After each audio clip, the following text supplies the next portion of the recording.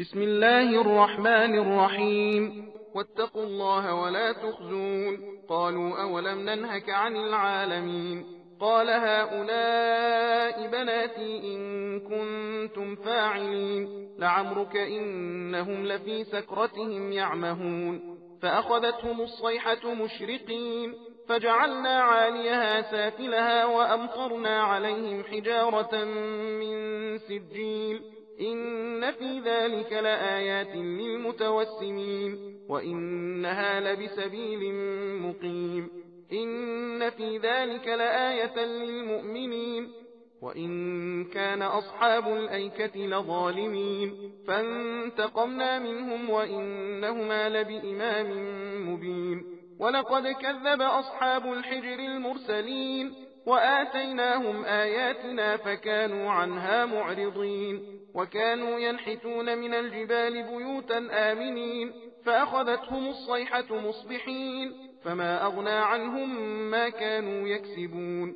وما خلقنا السماوات والأرض وما بينهما إلا بالحق وإن الساعة لآتية فاصفح الصفح الجميل. إن ربك هو الخلاق العليم. ولقد آتيناك 7 من المثاني والقرآن العظيم. لا تمدن عينيك إلى ما متعنا به أزواجا منهم ولا تحزن عليهم واخفض جناحك للمؤمنين. وقل إني أنا النذير المبين. كما أنزلنا على المقتسمين الذين جعلوا القرآن عضين. فوربك لنسألنهم أجمعين عما كانوا يعملون. فاصدع بما تؤمر وأعرض عن المشركين. إنا كفيناك المستهزئين الذين يجعلون مع الله إلها آخر فسوف يعلمون. ولقد نعلم أنك يضيق صدرك بما يقولون.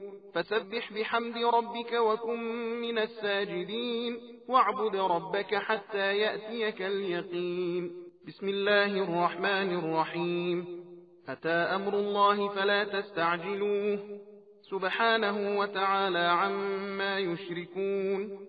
ينزل الملائكة بالروح من أمره على من يشاء من عباده أن أنذروا أنه لا إله إلا أنا فاتقون.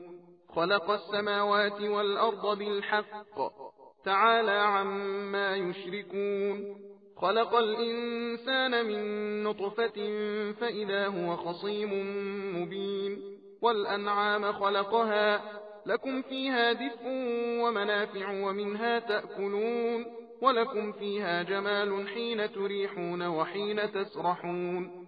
وتحمل أثقالكم إلى بلد لم تكونوا بالغيه إلا بشق الأنفس إن ربكم لرؤوف رحيم. सबील कुरान हिदायत का रास्ता।